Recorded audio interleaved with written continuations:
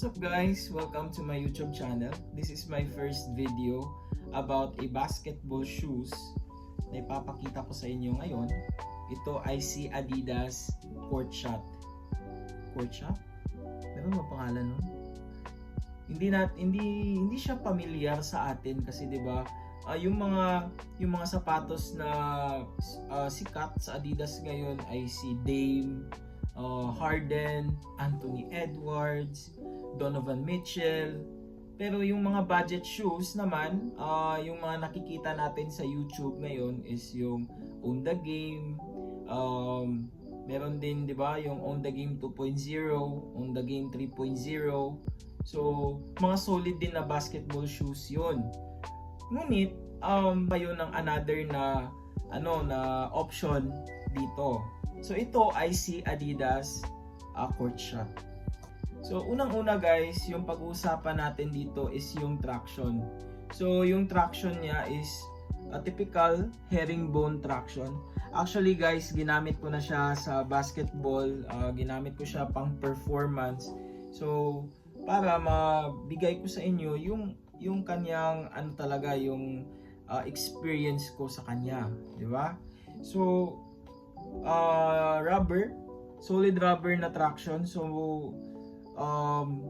pag sinabi natin na solid rubber, ito ay medyo nandun siya sa matibay, di ba? Matibay yung rubber niya, yung traction niya matibay, sobrang spiky, so stop on a dime. Ngayon, tignan naman natin yung aesthetics niya. Okay. So, sa unang tingin, napaka-clean ng look nito. Hindi siya yung tipong spaceship, 'di ba? Ang design gaya ng ibang signature shoes. Simple lang ang kanyang silhouette, guys, oh. So, makikita natin diyan yung Adidas logo. And then, simple lang, ito ay isang color blue na ito ay color blue na variant. So hindi lang siya magagamit sa pang basketball, actually magagamit mo din ito pang forma. So, sa forma, goods na goods ito, and magagamit mo din ito if you are a student, so magagamit mo din ito during PE time, 'di ba? Yung design niya, okay. Ito yung design sa likod. Ngayon, dadako naman tayo sa performance. Okay, so ito yung masasabi ko base sa kanyang performance. So let's talk about the traction. So ang outsole nito ay may solid na rubber pattern. Ang napansin ko ay napakakapit nito. So lalo na sa malinis na court. So dito sa amin, dito sa Pilipinas, wala medyo yung malinis na court, 'di ba? So kadalasan dito sa Pilipinas ay mga dusty court talaga. Kasi nga naman outdoors tayo maglaro dito sa Pilipinas. So sabihin natin sa outdoors, okay lang naman siya. Gamitan mo lang siya ng mga simpleng wipe. Occasionally, i-wipe mo talaga siya para hindi ka mag-slide out kapag naglalaro ka. Pagdating naman sa fit, true to size lang ito para sa akin. So yung ginamit ko is this is a size 10 and 1/2. So ito yung ginamit ko.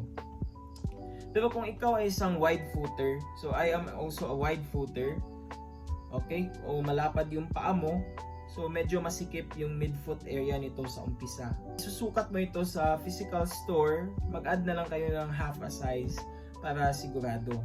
Para naman sa cushioning, guys, huwag kayong mag-expect ng boost o light strike level na sobrang talbog. So gamit dito ay isang basic foam. Sapat na para sa impact protection, pero medyo firm o matigas rin siya sa simula. So kailangan mo talaga siyang i-break in. So if you are ordering from online stores, so para masigurado, 'di ba, magagamit tayo mag-a-add tayo ng half a size. So ito yung sapatos. Goods.